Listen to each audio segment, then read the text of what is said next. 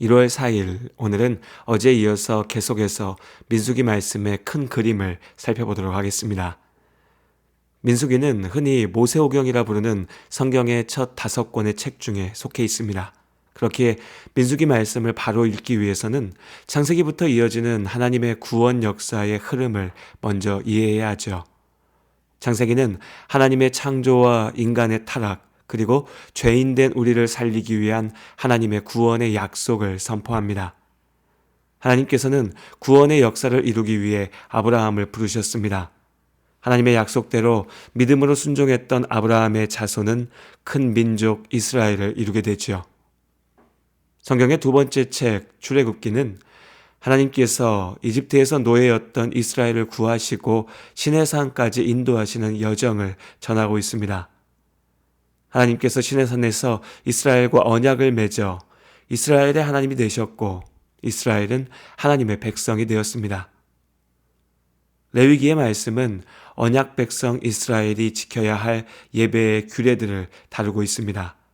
그리고 이어서 민수기는 시내산에서 1년여를 머물렀던 이스라엘이 약속의 땅 가나안을 향해 나아가는 과정에 대해서 전합니다.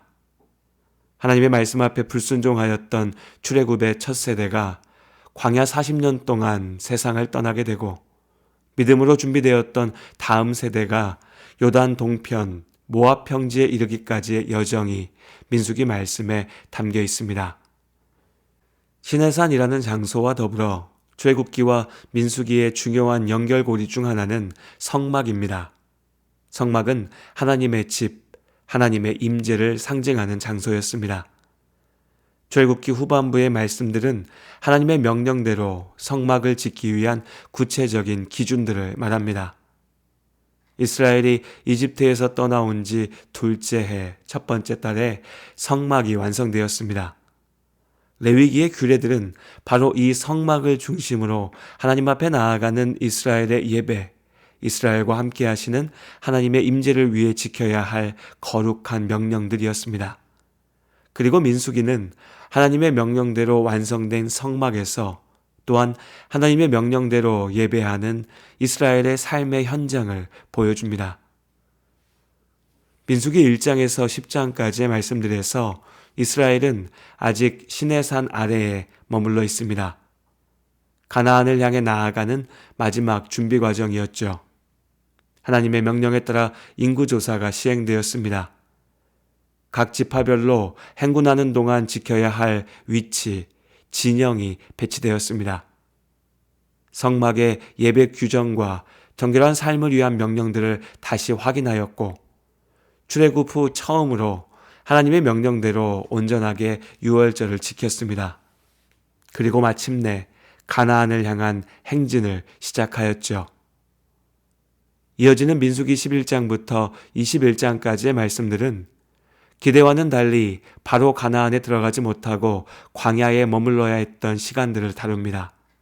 그렇다고 광야에서 있었던 모든 일들을 기록한 것은 아닙니다. 광야 생활의 이유가 되었던 정탐꾼 사건과 광야에서의 시간들을 마치고 모압 평원을 향해 이동하며 있었던 사건들에 대한 말씀들을 제외하면 온전히 광야에서 머물렀던 38년 동안의 사건들은 상대적으로 단순하고 짧게 다루어집니다. 다만 분명한 것은 불순종했던 옛 세대에게 광야가 심판의 자리, 죽음의 땅이었다면 믿음으로 순종하는 새로운 세대에게 광야는 훈련의 땅이며 소망의 땅이었다는 것입니다. 21장부터 시작되는 민수기 후반부의 말씀들은 마치 시내산 아래에서 행진을 준비했던 것처럼 이제 가나안을 눈앞에 둔 모압 평원에서 믿음의 세대가 다시 한번 하나님의 명령대로 인구조사를 시행하고 가나안에 들어갈 준비를 했던 과정들을 전하고 있습니다. 앞선 세대는 실패하였으나 이제 새롭게 준비된 세대는 약속의 땅 가나안에 있을 것입니다. 이것이 우리가 앞으로 함께 읽어나갈 민수기 말씀의 큰 그림입니다. 마지막으로 다시 시내산으로 돌아와서 이스라엘의 준비 과정을 보다 자세히 들여다보고 오늘 말씀 묵상 시간을 마무리하려 합니다. 민수기 1장의 인구조사는 앞으로 이겨내야 할 전쟁을 준비하기 위한 과정이었습니다. 군대의 수를 확인하기 위한 절차였기에 인구조사에서 레위 지파는 제외되었습니다. 그들은 하나님의 명령에 따라 성막을 옮기고 지으며 하나님의 집, 하나님께 드리는 예배를 거룩하게 지켜야 하는 소명을 가지고 있었으니까요. 그렇다고 레위 지파가 이스라엘에서 배제되었던 것은 물론 아닙니다. 다른 소명을 받았으나 레위 지파 역시 가나안을 향한 전쟁에 동참하였습니다. 다른 이스라엘 지파들이 창검을 들고 전쟁에 나섰다면 레위 지파는 거룩한 순종으로 영적 전쟁의 중심에 있었습니다. 민수기 3장에서는 이를 위해서 별도로 진행되었던 레위인들의 인구조사에 대해서 말하고 있습니다. 오늘 우리의 삶과 또한 교회 공동체가 지켜가고 있는 구원의 역사 역시 우리 모두가 함께하는 영적 전쟁입니다. 이스라엘이 준비되었던 것과 같이 우리도 성령의 은혜 안에 전신갑주를 입고 준비되어야 합니다. 각자에게 맡겨진 구체적인 소명은 다를지라도 오직 이 믿음의 전쟁에서 승리하기 위해 하나님의 명령에 순종하며 담대히 나아갑니다.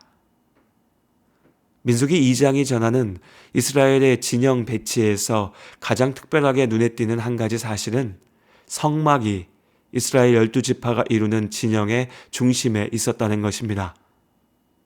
성막에 임재하시는 하나님, 가나안을 향해 가는 모든 시간 동안 하나님께서는 이스라엘 가운데 함께 하셨습니다. 그들을 지키시고 인도하셨죠. 이제 영적 싸움에 나서는 우리의 중심에도 하나님께서 함께 하십니다. 주의 명령대로 우리의 자리를 지키며 믿음으로 나아갈 때 하나님께서 우리를 지키시고 약속하신 축복을 얻게 하십니다. 오늘도 우리는 우리 안에 함께 하시는 주님의 인도하심을 따라 하나님 나라의 완성을 향하여서 나아갑니다. 오 나의 하나님은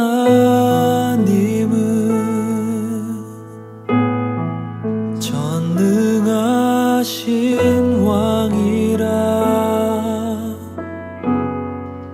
오 나의 하나님은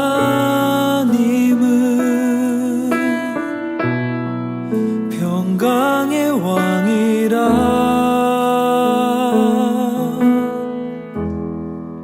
오 신실하신 사랑 영원히 변치 않네. 오 영원하신 이름 그 이름 찬양해.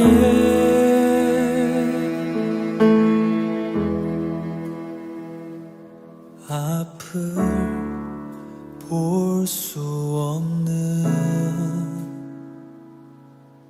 일어설 수도 없는 어두웠던 삶도